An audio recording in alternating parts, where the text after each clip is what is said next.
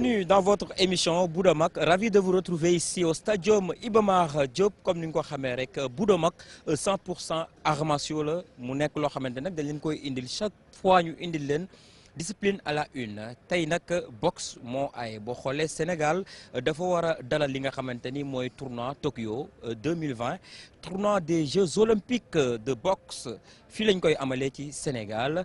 Du 20 au 26 raison pour laquelle tey nag Bouda Mak daal di déplacé wu ñëw xool équipe nationale naka la ko doon waajalee waaye aussi tamit ngeen découvrir les 7 combattants du Sénégal bu ñu nee nag 7 combattants ñoom ñoo fas yéene défendre les couleurs nationales pour nag décrocher seen ticket ci Tokyo 2020 parce que Tokyo 5 mois rek moo ci des ngir ñu amal jongante yu mag yooyu nga xamante ni nag.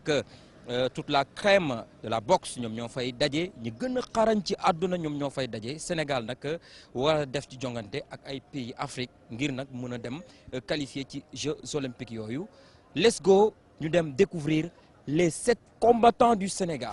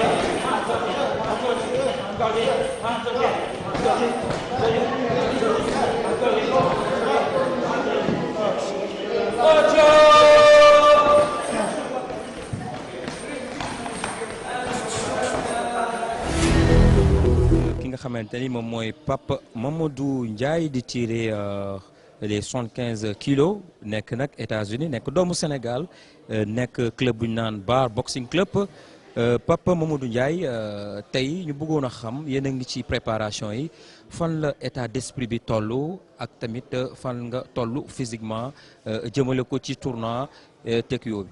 ok asalaamaaleykum wa rahmatullah mbokki Sénégal ñu ngi siyaar ñëpp di leen nuyu di leen bége bu baax waa man la Papa Mamadou Ndiaye taalibe Serigne Touba Mbacké maa ngi jógee États-Unis d'Amérique New York ñëw pour représenter Sénégal ci tournoi qualification Jeux olympiques bi macha allah maa ngi entraîné New York ci club bi ñu naan Bar Boxing Club soo foofu laa nekk di tàggat sama yaram di entraîné bu baax état kii bi moom physique bi baax na trop macha allah mental bi tamit alhamdulilah sant nañ yàlla bu wér liggéey nañ bu baax ñëw just pour liggéey pour représenter Sénégal daal pour ñu mën a qualifier ci Jeux olympiques bi road to Tokyo 2020 incha allahu rabbi mais alhamdulilah daal liggéey nañ bu baax.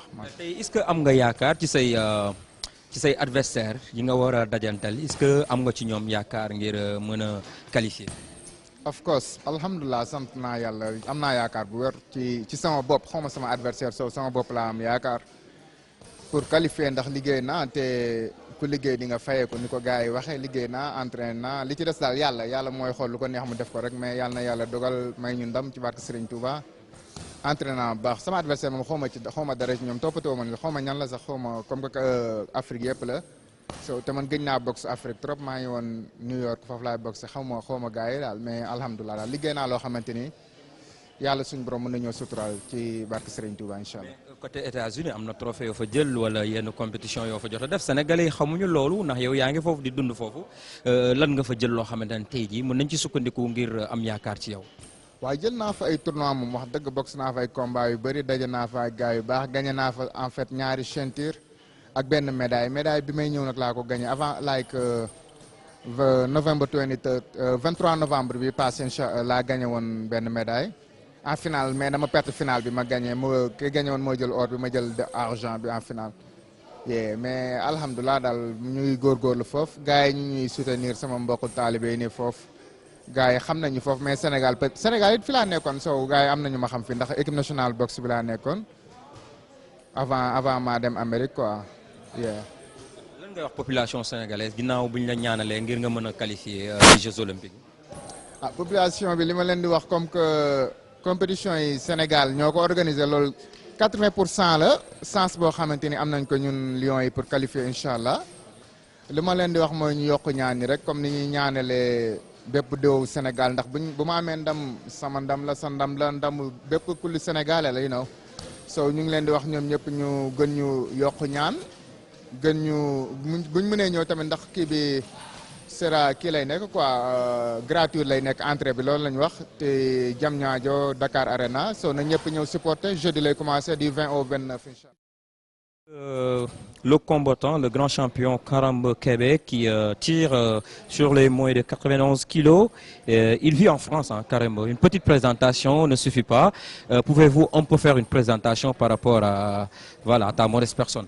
Ok, ben, je me présente Karamba Kebe. Je suis boxeur d'origine de France. Voilà, je suis en catégorie moins de 91 kilos et c'est la catégorie que je représente pour le tournoi qualificatif des Jeux Olympiques. Voilà. Aujourd'hui, qu'est-ce que cela vous fait de participer à cette compétition qui est capitale à 5 mois des Jeux Olympiques de Tokyo 2020? Mais déjà, je suis en boxe amateur et les Jeux Olympiques, c'est la compétition, la plus grande compétition qui peut exister en boxe amateur. J'avais pour objectif de faire ça il y a 3 ans. Il y a 3 ans, j'ai parlé à mon coach pour faire cette compétition. Là, on est dans les 3 ans et si Dieu veut, ça va aboutir. On ira à Tokyo, Inch'Allah. L'objectif, c'est décrocher les qualificatifs. Après les qualificatifs, Inch'Allah, vous promettez au Sénégal une médaille?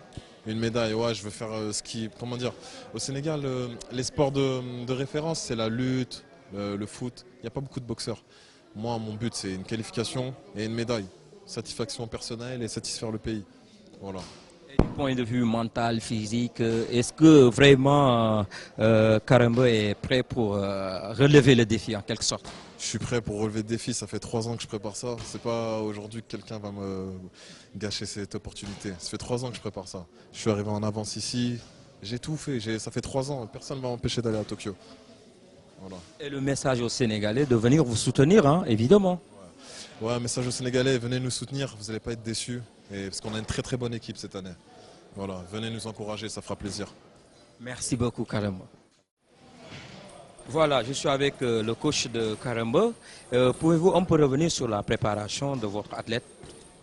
Eh bien, la préparation de Karamba Kebe, elle a commencé bien avant d'arriver ici au Sénégal.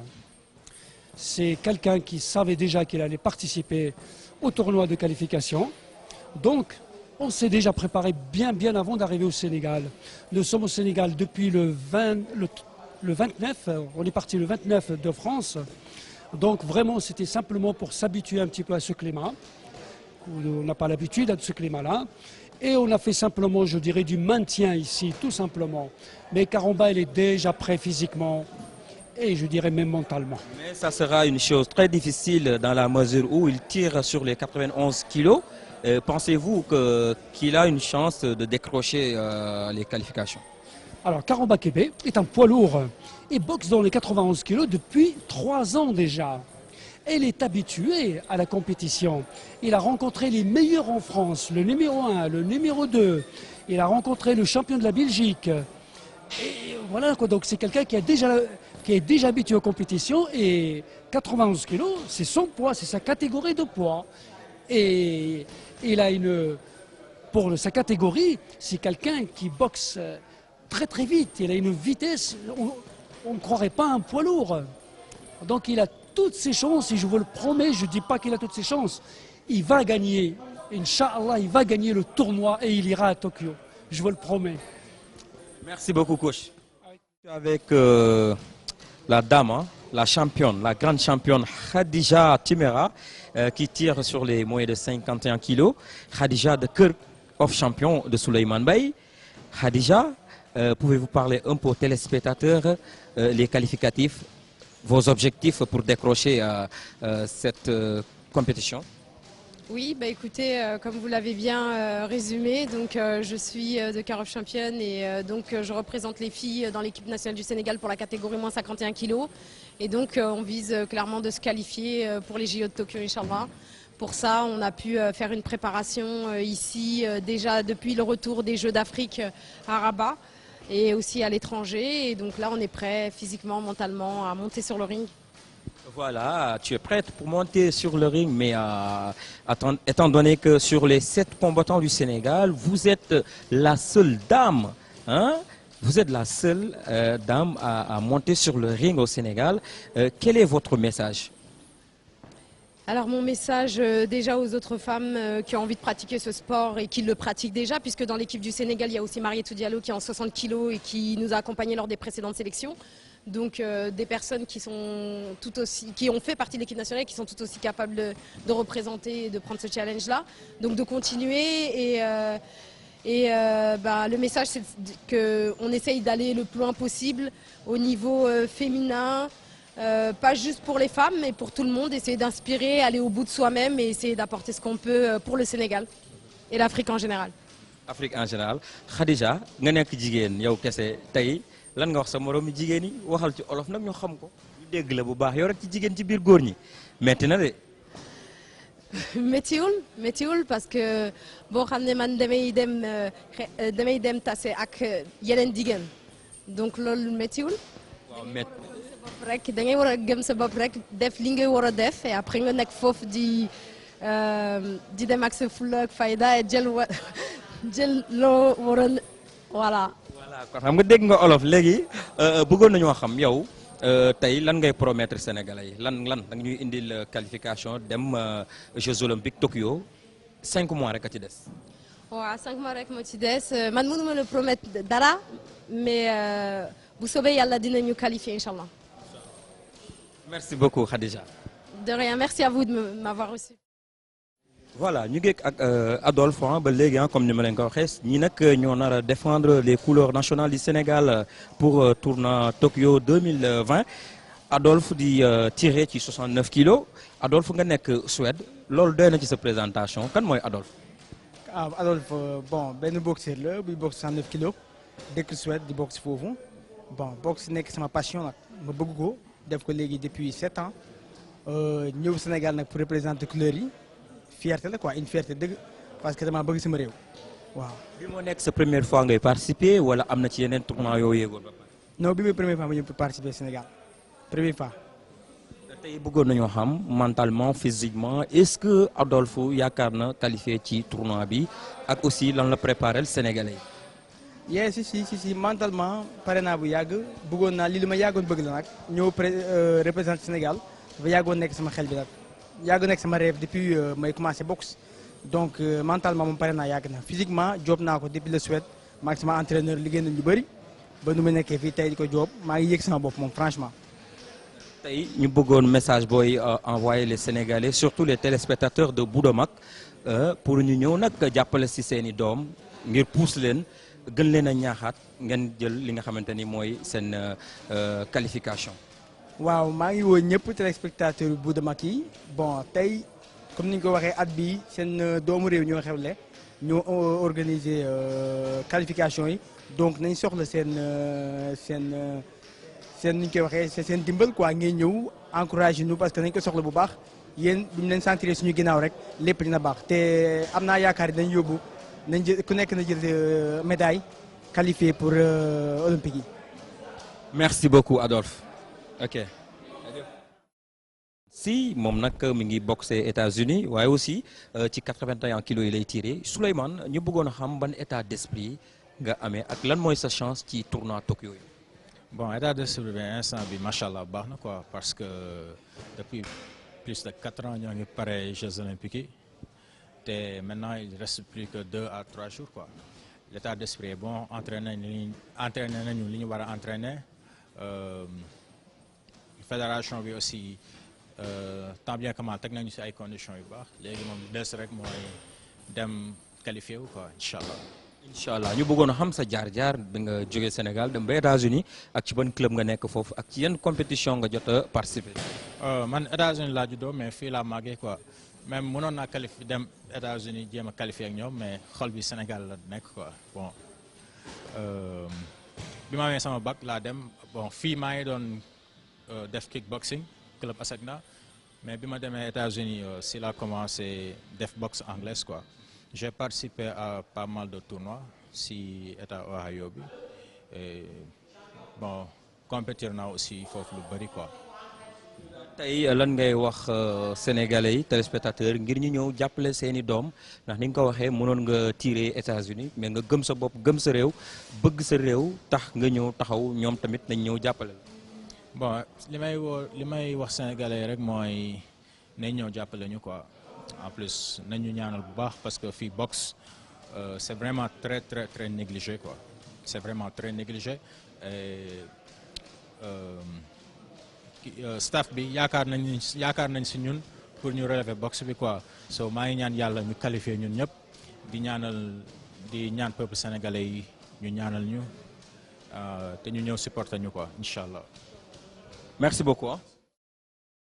voilà ñoo ko seetaanandoo gis nañ ñoo nekk les combattants les athlètes ñi nga xamante ni ñoom nag ñoo nar a yéeg ci ring bi ñu ngi yéeg ci ring bi ngir nag décrocher li nga xamante ne mooy les tickets vers la qualification de Tokyo 2020 mu nekk lu am solo ñoo leen déggandoo Khadija mooy seen jigéen yàlla loolu la dogal moom rek moo ci nekk jigéen di représenter nag jigéen ñi nekk Sénégal yëpp ak 8 mars bi ñuy ñëw mu nekk un exemple maa ngi ak le directeur technique national DTN mu mel ni xale yi ñoo seetaandoo li nga xamante ni def nañ ko ils sont engagés mais aussi seen réew jaral na leen lu nekk tey comment vous avez fait à dénicher nan ngeen def ba vraiment indi crème bi proposer ko Sénégalais yi pour ñu mën a dem ci qualificatif.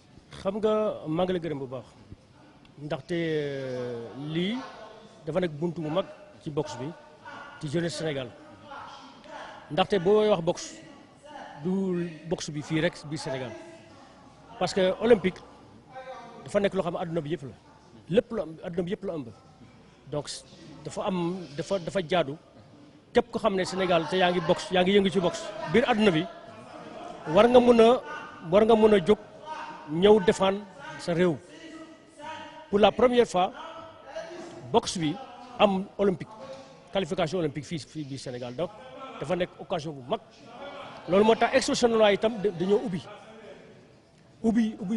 yëpp képp ko xam ne Sénégalais nga te yaa ngi yëngu ci boxe bi ci biir àdduna bi sa droit mooy mën nga ñëw représenter le Sénégal loolu lañ def bi yoon parce que aussi occasion bi dafa nekk loo xam ne dafa jafe ñu ngi ko door a am donc léegi bu ñu ko amee nag exceptionnellement itam ñëpp ko képp xam ne Sénégal nga dañ lay ubbil nga ñëw bokk noonu la demee bi yoon léegi sélection yi nii rek la boxeurs yi nga gis fii yëpp dañuy yàgg di jokkoo ak ñoom ak seen entraîneur yi bu ñu amee combat bu ñu amee seen préparation yëpp dañuy coordonné ak seen entraîneur yi ba xam ban niveau lañ nekk fii waa Sénégal tam ñu ngi leen doon suivre waaye nag man dama ne képp koo xam ne boxe dafa nekk loo xam ne sport de combat bu laaj expérience di laaj condition physique impeccable di laaj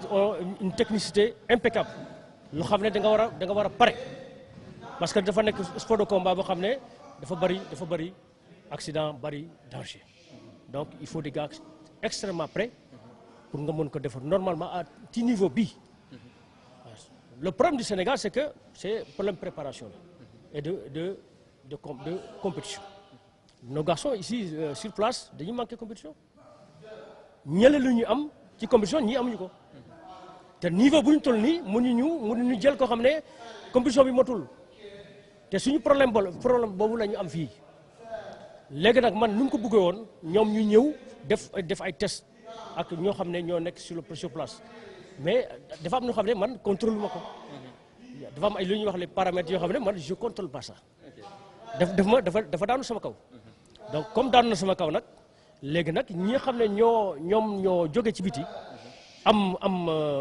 kii expérience bu mag ci ring bi ñoom la ñu tànn buggi ma ko woon noonu parce que li ma gën a lool mooy ñu indi leen fii ñu def ay combat c'est vrai que ñii sur le plan compétition ñaa la ñu ëpp compétition mais quand même lu gënoon mooy ñu def combat ñu gën a ñoo xam ne ñoom ñoo gën a pare ñëpp gis. kon daal mën nañu am yaakaar ni ñi nga xamante ni ñoom lañ jël ay doomu sénégalais lañ donte ñu ngi bitim réew mais aussi au niveau lañ nekk am nañ yaakaar dinañ mën a décrocher seen ticket. c'est ça xam nga bon yàlla mooy may ndam waaye nag ñoom seen bopp mën naa ne ñii toll nañu ci niveau boo xam ne war nañ ci mën a génne parce que am nañu niveau olympique am nañu niveau mondial loolu moo tax effectivement ñu jël leen bon jox leen occasion boobu. ci tournoi bi ñu mën a qualifié wu représenter Sénégal sur le plan olympique. voilà loolu am na solo di ñaan rek yàlla may leen ndam ci jongante yi nga xamante ni ñi ngi ci ndax comme ni ma leen ko waxee rek du 20 au 26 la di ñaanal doomu sénégalais yëpp ñu mën a qualifié décrocher ticket boobu ndax nekk na lu am solo loolu rek ñu daal di xuus ànd ak le président de la fédération mu indi ñu moom aussi tamit nan la ko xalaatee. Voilà, mes chers téléspectateurs de Boudamak, je suis avec le président de la Fédération sénégalaise de boxe. Nga xamante ni nag ñoom ñi ngi waajal tournoi dem ci tournoi qualificatif pour Tokyo. Tokyo nag Jeux olympiques la yoo xamante ni ñu ngi koy amal ci 2020 bi mu des nag 5 mois Sénégal nag di dalal li nga xamante ni mooy bile tournoi ngir ñu qualifier mën a dem ci yile Jeux olympiques. maa ngi ak le président de la fédération Thierno Seydou Ba tey bëggoon nañoo xam fan la équipe bi toll ci wàllu waajtaay ak lan mooy chance su Sénégal ak tournoi qualificatif yi ban solo la am ci boxu Sénégal. bon yaa ngi fii si salle bi salle Iba Mar Diop gis nga l'état d'esprit bi fi am boxeurs yi daal niroon nañoo ñu sawar ñu jàpp forme ndax am na ñaar 7 lañu ñaar ñu jógee États-Unis kenn ku jógee Angleterre kenn ku jógee Suède ak 2 yu jógee France ñaar ñi ay boxeurs yu nekk fii la Pape Mamadou Sow bi nekk si salle bi sax club ville de Dakar ku jigéen ki ngay gis moom club bu Souleymane Mbaye la nekk Cœur of Champion donc ñi ngi si préparation bi en phase terminale d'ailleurs ndax suba lañ fi war a jóge pour dem Saly foofu la ñuy yore suñu base pour dem si site compétition yi. tey ñu gis ni boxe ci wàllu Sénégal bëri na ñoo xamante ni bëgg nañ du koy pratiquer waaye aussi gis nañ ni nit ñi bëgg nañ ko mu nekk lu am solo tey population bi Sénégal di dalal li nu mel ban message la ñuy lancer surtout la population sénégalaise pour ñu ñëw jàppale seen équipe comme ni ñu koy defee wane ni daal seen i doom ñoo aay.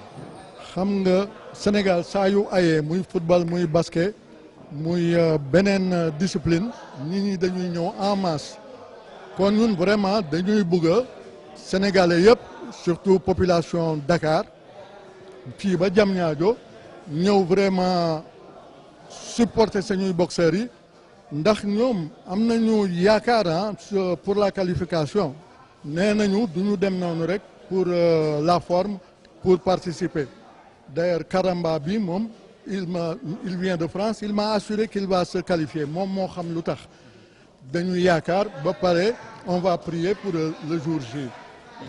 donc am nañ yaakaar lool di ñaan yàlla mottali yaakaar boobu waaye tamit président di lay jaajëfal bu baax a baax nga ñëw tey bu Sénégal qualifié ci Jeux olympiques tey ji ñi ñu am yaakaar ci juróom-ñaari combattants yi loolu ban retombée lay am ci boxe Sénégal.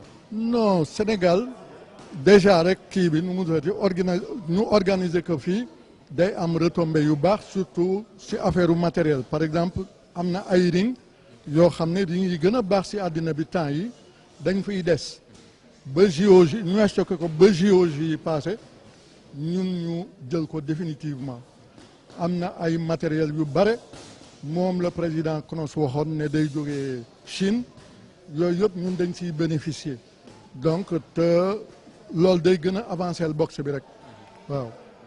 kon nag ñoo ko gisandoo mu nekk lu am solo au-delà même de l'aspect sportif tey Sénégal dina ci am ay retombées lu mel ni wàllu matériel gis nañu ring nekk na lu cher donc plateau yooyu yëpp dafay des fii waaye aussi di waajal 2022 est-ce que loolu yéen a ngi ciy xalaat ci. non kooku keroog sax woote nañu fële réunion teeru bi pour présenter kii bi JOJ yi ba pare wax nañu directeur technique yi lan la ñu war a def donc fi mu nekk nii club yaa ngi jéem a wut ay jeunes xam nga nag Sénégal moom noonu la mel parents yi du ñu bëgg a bàyyi ay xale yu ndaw yi di dem ndax ñoom leur priorité ce sont les études mais am na club yoo xam ne ñi ngi commencé am ay jeunes pour vous dire que man club bi ma nekk président boxing club ville de Dakar amuñu jeunes yooyu peut-être benn wala ñaar mais barewuñ si donc kon ngeen xalaatee ni détection yi foofu ngeen koy amale.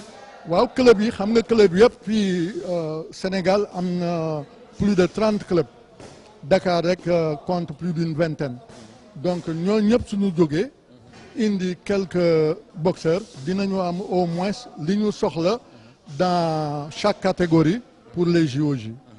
Voilà merci beaucoup président loolu nag nekkoon seen émission Bouda Mag 100% arts martiaux tey nag ñu ñëwoon fi nga xamante ni mooy salle boxe bu nekk Iba Mar Diop stade Iba Mar Diop ngir indil leen nag préparation bi nga xamante ni équipe nationale mu ngi koy def jëmale ko ci JO Tokyo qualification JO Tokyo 2020 gis nañ présenté nañ leen les 7 combattants yi nga xamante ni ñoom nag ñooy défendre les couleurs nationales du Sénégal mu nekk lu am solo ñoo ñëpp gis nañ leen ci bureau mag bi nii lay demee saa su ne sur la DTV donc je vous donne rendez-vous dans un autre numéro de Bouda Mag sur la DTV di jaajëfal bu baax sama caméraman Mohamed sama monteur mais sama infographe Babacar maa ngi lay jaajëfal Ousmane Mansour Sall vraiment Fama di leen di jaajëfal bu baax di leen di wax à la prochaine merci.